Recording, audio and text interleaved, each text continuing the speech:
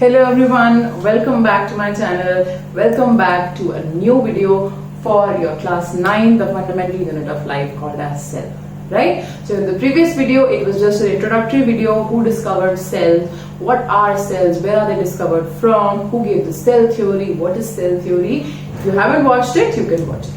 Right? Now we are moving to part 2 of our chapter number 1 of our biology, that is our cell. Very easy chapter. Okay, so in the last video I said that we finished on the diversity of cells, that how different types of cells are present in our body which are performing different types of functions. Right? Now we will move forward on the basis of their number.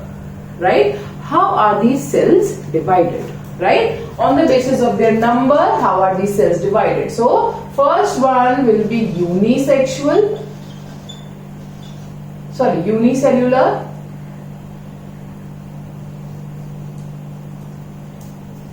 First one will be unicellular and multicellular. Okay, so unicellular and multicellular itself is telling you something, that uni means one, multi means many. So unicellular means one, cellular means cell. So one cell, multi cells. That means in unicellular only one cell is present, and in multicellular beta many cells are present. Okay, many cells are present here and only one cell is present here.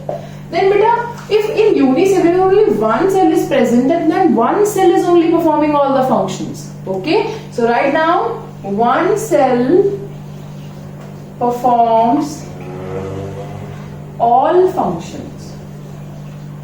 One cell performs all functions. And in multicellular, many cells, that means different cells perform different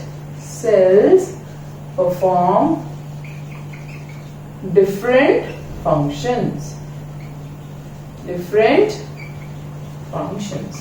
Example of unicellular is amoeba, paramecium, euglena, etc. And here plants, animals, including humans. Fine. So this is the example of a unicellular and multicellular organisms. Now beta, different cells perform different functions.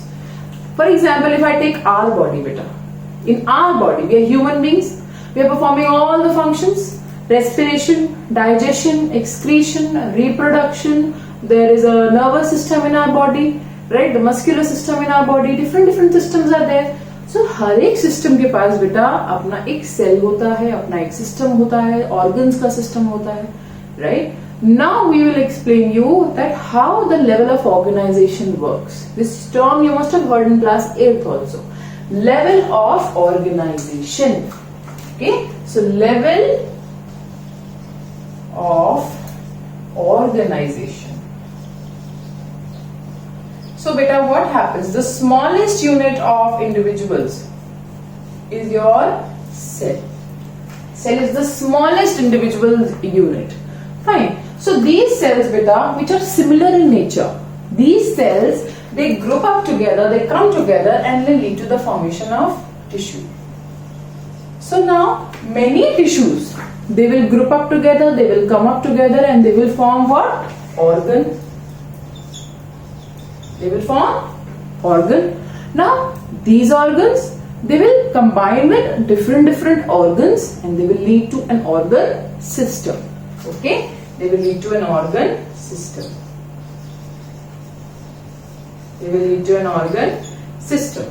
Right? Then organ system will lead to the formation of the whole organism. Okay, whole organism.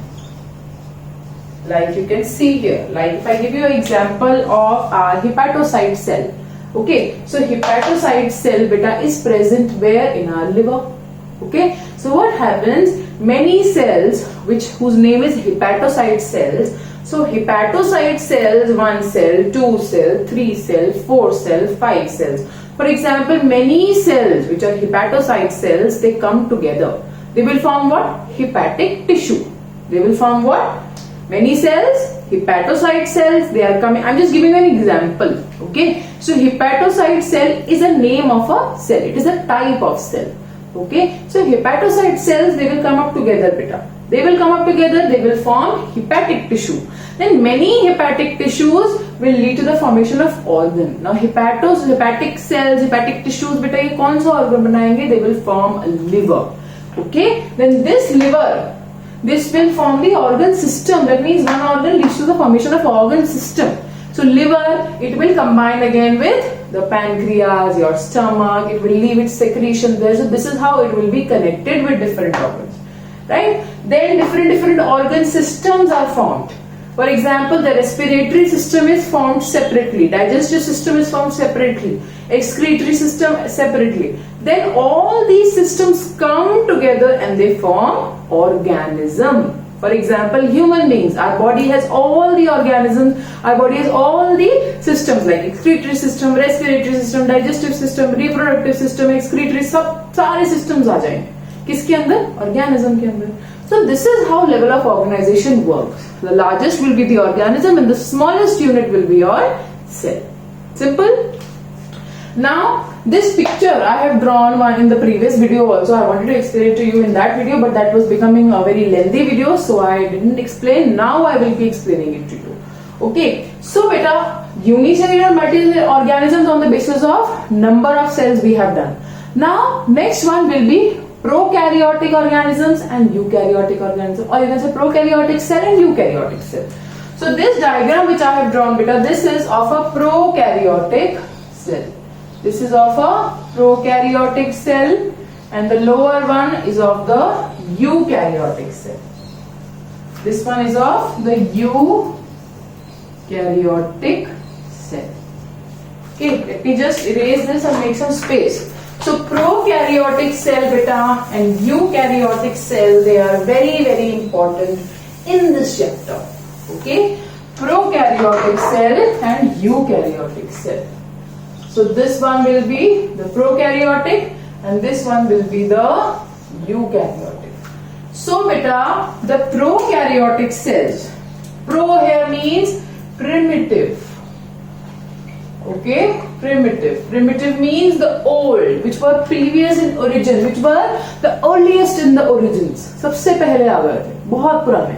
These are known as primitive nuclei. They're having a primitive nucleus. So you can see these are the primitive cells, and these are the beta developed cells. These are the developed cells. Okay, so this is the diagram of beta prokaryotic cell, which is the previous one, right? The primitive, the oldest, purane wale. Okay, this one is of the eukaryotic cell. Eukaryotic means which are now highly developed. Fine. So these are beta what? These structures. Let me use another colored pen. Red and black I have used now. Let me take another colored pen.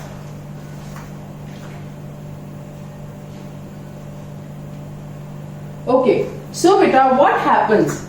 Labelings in the NCERT, the labelings are given there, okay, very clearly. So this is beta flagella, this is pili, this is your cytoplasm, okay, this is your nucleoid, okay, this is your nucleoid.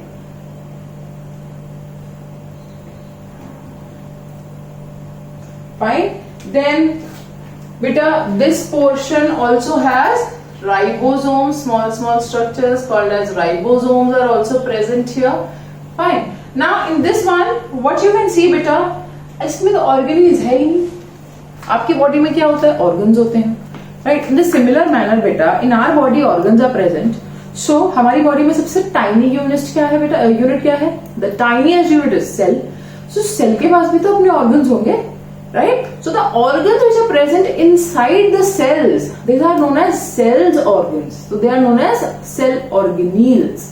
Okay, so in portion of prokaryotic organisms, beta, what happens? There are no membrane bound organelles, right? Whereas in this you can see, this is the mitochondria. This is the mitochondria. These are the ribosomes. This is the endoplasmic reticulum. This is the Golgi body.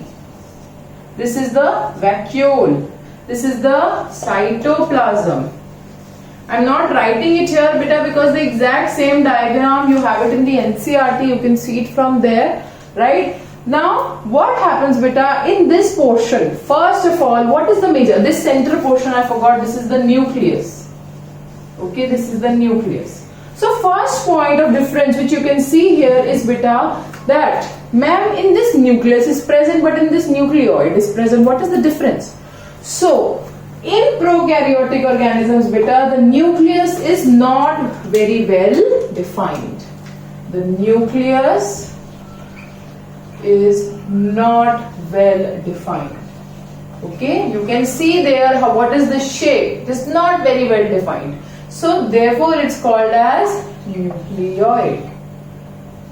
It is known as nucleoid. Whereas if I talk about eukaryotic cell, nucleus is well developed and is membrane bound. Membrane bound. That means there is a membrane which is present outside the nucleus, which is giving it a proper shape, which is known as the nuclear membrane. This we will study in detail in the next videos, not here. Okay. Then third point will be prokaryotic cells. They are small in size. That means their size is 1 to 10 micrometer, and 1 micrometer is equal to 10 raised to power minus 6 meters. Okay, but whereas if I talk about the eukaryotic cells, but the eukaryotic cells, they are large in size. That means 5 to 100 micrometers. Fine, 5 to 100 micrometers.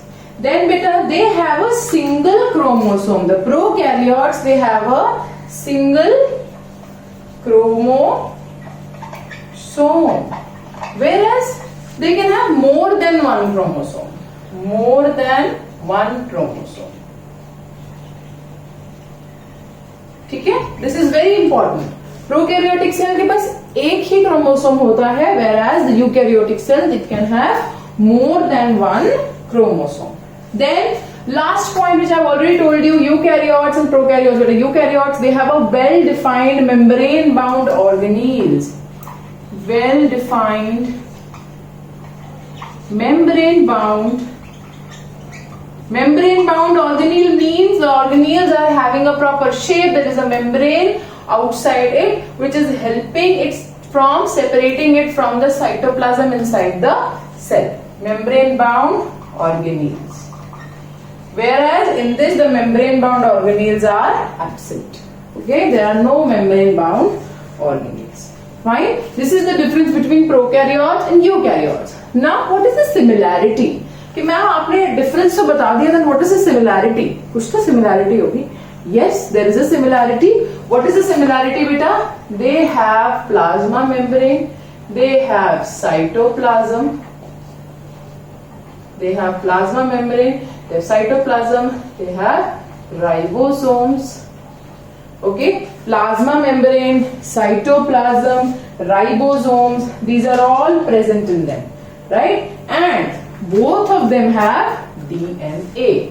They have DNA. This is the points that are similar. That means prokaryotes and eukaryotes also have some similar points. What are they? They have a plasma membrane, they have a cytoplasm, ribosomes and DNA. Right? So क्या होता है? Nucleus के अंदर क्या होता है बेटा? Chromosomes.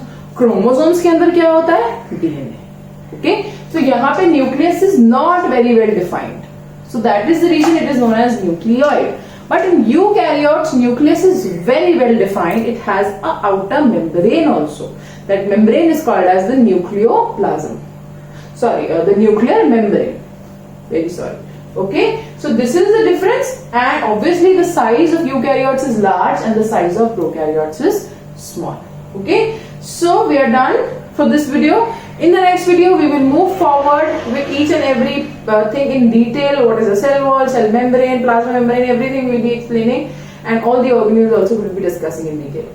Right? So stay tuned, and do not forget to like, share and subscribe to my channel. Better share it with your friends whom you think it might be useful to. Right? And I'll see you guys in the next video. Till then, take care.